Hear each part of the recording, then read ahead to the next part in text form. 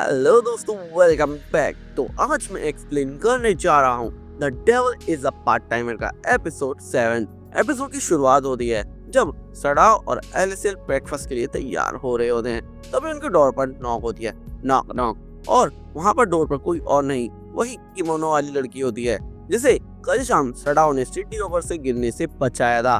वो लोग सोचते हैं सुबह आखिरकार कौन आया होगा, और वो बार बार नॉक करती रहती है। इस वजह से सड़ाव जाकर गेट खोल देता है, और गेट खोलने के बाद वो फॉर्मली अपने आप को इंट्रोड्यूस करती है। वो कहती है, मेरा नाम सुजुनो नामागुची है, और उसके हाथ में एक ह्यूज सा बॉक्स भी होता है। वो पहले तो सड़ाव से माफी मांगती है कि इतनी सुबह आने के लिए मैं माफी चाहती हूँ, पर वो यहाँ पर एक्चुअल में उसे थैंक यू बोलने आई होती है कल शाम के लिए। और एज अ थैंक यू वो उसे बड़ा सा उडन नूडल्स का बॉक्स दे दिया है खाने के लिए। और वहीं पर एलिसिल भी पीछे से आ जाता है, और वो देखती है कि वो दो ही उस अपार्टमेंट में नहीं रह रहे, बल्कि उनके पीछे एक और बंदा है, यानी लूसीफर, जो कि हमारा हांजो है। वो कहती है मैं पर्सनली लैंड लेडी से तो नहीं मिली, पर उनका एक लेटर मिला था, मुझे पर्सनली नहीं पता। और वो वही लेटर निकालने वाली होती है जिसमें उसकी स्विमिंग फोटो होती है लैंड लेडी की। और वो दोनों बोलते हैं नहीं नहीं हमें पता है यही लैंड लेडी है, तुम बिल्कुल सही हो। उसके बाद हम सीधा एमी के अपार्टमेंट में आते हैं, और हम देखते हैं एमी फोन पर किसी से बात कर रही होती है। वो किसी और से नहीं बल्कि एमराल्डा से बात कर रही होती है। एमराल्डा वही है जो उसकी एलाई है, और वो लोग पता नहीं कैसे दूसरी दुनिया में भी फोन यूज कर पा रहे हैं।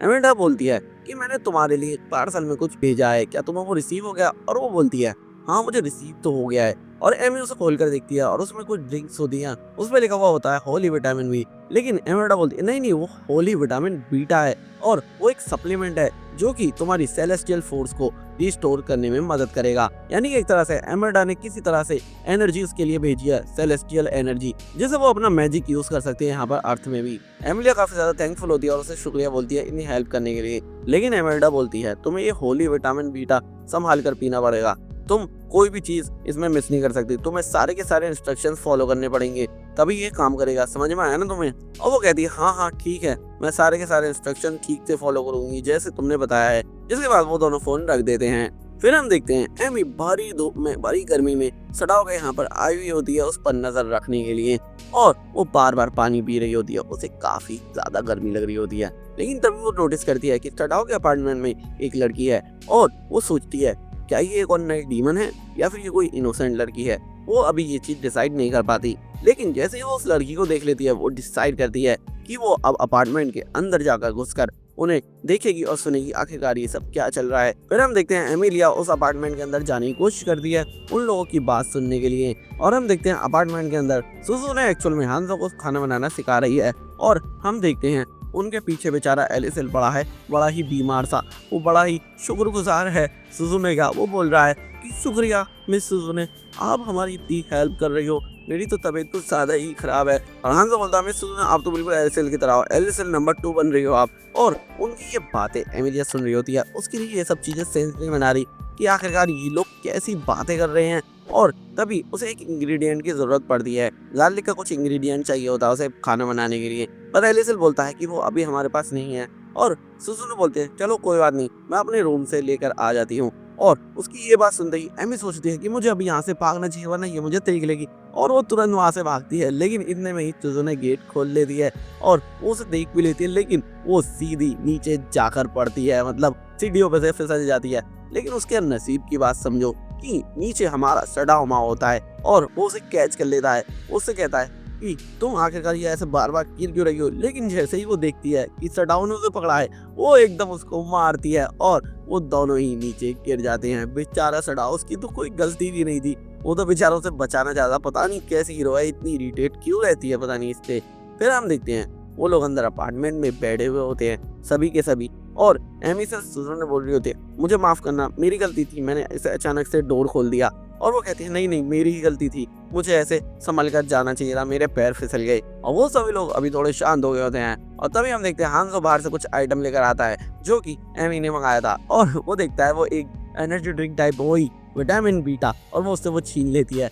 तभी हम देखते हैं वो एलिसिल का थोड़ा मजाक बनाता है। एलिसिल बोलता है कि मुझे कभी कभी तबीयत खराब हो जाती है, ऐसे मत बोलो, समझ में आया तुम्हें? फिर हम देखते हैं फाइनली उडन नूडल्स रेडी हो गए होते हैं, और सड़ाव उन्हें खाने लग जाता है। सड़ाव वो काफी ज्यादा टेस्टी लगते हैं। और तभी सुजुने अपने आप को एमिलिया को फॉर्मली इंट्रोड्यूस करती है कि मेरा नाम सुजुने है और मैं एक काफ़ी एंशियंट फैमिली से हूँ और दूर गांव से हूँ टोक्यो के। एमिलिया भी उससे नाइसली ट्रीट करती है और बोलती है कि मुझे तुमसे मिलकर खुशी हुई। और लोगों का खाना खत्म हो गया और सडाओ हेल्प कर रहा है सुजुने की डिशेस वॉश करने में।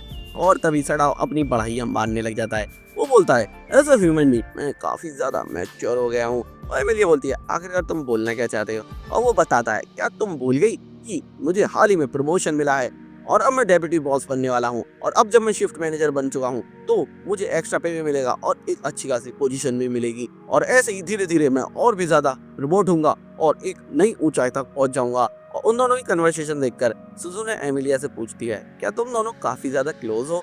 और एमिलिया तुरंत सोचती है कि आखिरकार ये तुम क्या बोल रही हो, ऐसा कुछ भी नहीं है। और वो बता दिया कि तुम दोनों की कन्वर्सेशन इतनी सही लग रही, मतलब तुम लोगों के मन में जो भी आ रहा है तुम दोनों एक दूसरे से बात कर रहे हो। मोस्टली ऐसा तभी होता है जब दो लोग काफी ज्यादा क्लोज होते हैं। और एमिलिया बहुत ही ज्यादा अजीब सा बिहेव करती है, नहीं नहीं ऐसा कुछ भी नहीं है, हम लोग ऐसा कुछ भी फील नहीं करते और बल्कि मैं तो ये चाहती हूँ ये मर ही जाए। और तभी एमिलिया को फील होता है ये सिचुएशन मैंने पहले कभी देखी है, यानी वो चियो को याद करती है। और वो सुजुने के पास जाते हैं, उसके कान में बोलती है वैसे मैं रॉन्ग भी हो सकती हूँ पर क्या तुम सडाओ को पसंद करती हो। और तभी सुजुने उसका हाथ पकड़कर उसे बाहर ले जाती है और कहती है कि अगर उसने सुन लिया होता तो। एमी बोलती है क्या मुझे लगा था कि ऐसा कुछ नहीं होगा, मैं तो तुम्हें ऐसे ही पूछ रही थी, लेकिन लगता है तुम सच में उसे पसंद करती हो। सुजुने बोलती है वैसे ऐसा कुछ ज्यादा तो नहीं है, लेकिन मैं इम्प्रेस्ड हूँ जो तुम्हें ये सब पता चल गया, मुझे समझ नहीं आ रहा तुम्हें ये कैसे पता चला। और एमी सोचती है चियो वाली बात, वो बोलती है एक्चुअली मेरा हंच था, वो उसे चियो वाली बात नहीं बता दी है।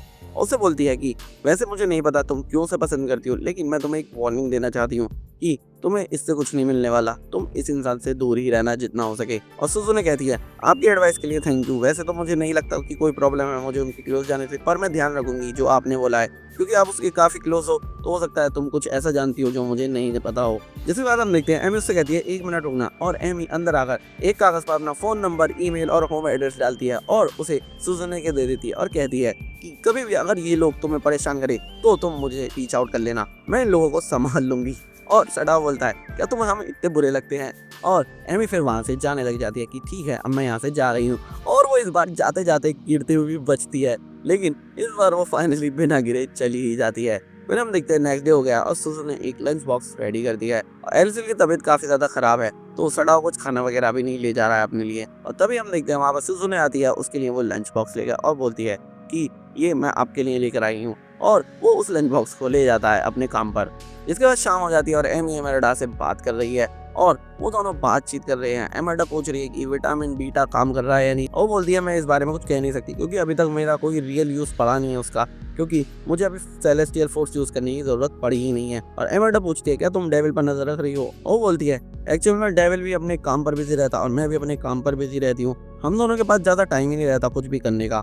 एमरल्डा जिस पर बोलती है क्या ये तुम तो ऐसे साउंड कर रही हो जैसे कि तुम लोग बॉयफ्रेंड गर्लफ्रेंड हो। और एमी उस पर चिढ़ जाती है कि नहीं ऐसा कुछ भी नहीं है, मैं हीरो हूँ और वो एक डेविल है तो ऐसा कभी हो भी नहीं सकता, और मैंने अपने पेरेंट्स से कसम खाई थी कि मैं इसको मार कर रहूंगी, तो तुम्हें ऐसा कुछ सोचने की जरूरत भी नहीं है। और एमरल्डा बोलती है कि आई होप तुम जो बोल रही हो वही सच हो, क्योंकि मैं नहीं चाहती कि हम लोग अपोजिट हो जाएं अगर तुम उससे प्यार करने लग जाओ तो। और वो बोलती है नहीं नहीं तुम्हें इस बात की फिक्र करने की कोई भी जरूरत नहीं है। और तभी एमरल्डा उसे बताती है कि चर्च के कुछ लोग तुम पर नजर रखे हुए हैं और हो सकता है तुम्हें मारने के लिए आसपास अटैक भी करे, तो तुम सावधान रहना। और ये सुनकर एमी सावधान हो जाती है और एमरल्डा बोलती है चलो ठीक है अब मेरा फोन का बिल कुछ ज्यादा ही आ जाएगा, अभी के लिए मैं कॉल कट कर देती हूँ।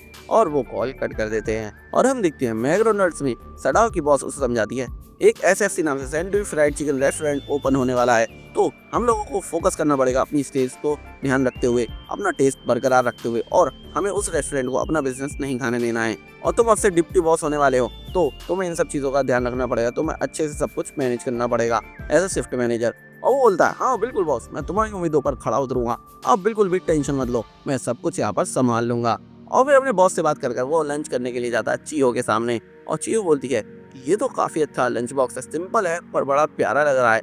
और वो उससे पूछती है क्या ये एलिसिल ने बनाया आपके लिए। और बोलता है नहीं नहीं यार, एक नेबर आई है हाल ही में मेरे साइड में, एक यंग लेडी है, उसी ने ये मुझे दिया है। और यंग लेडी सुनते ही क्यों एकदम पागल सी हो जाती है, वो सड़ा हुआ कलर पकड़ कर बोलती है क्यों तुमने लंच बॉक्स दिया है, वो भी एक अपनी नेबर से, वो भी एक लड़की से जो तुम्हारे बराबर में रहती है, ऐसा कैसे हो सकता है। और सड़ा बोलता है ऐसे मुझे हिलाओ मत, मुझे बहुत ज्यादा प्रॉब्लम हो रही है। और वो बोलती है क्या ये होममेड खाना है, क्या ये होममेड खाना है, क्या मैं इसे देख सकती हूँ। और वो कहता है हाँ हाँ तुम देख सकती हो, मुझे कम से कम हिलाना तो बंद करो। और वो फाइनली से हिलाना बंद कर दिया और हम देखते हैं वो उस लंच बॉक्स को खोलता है और उसमें काफ़ी सारी डिशेस होती है।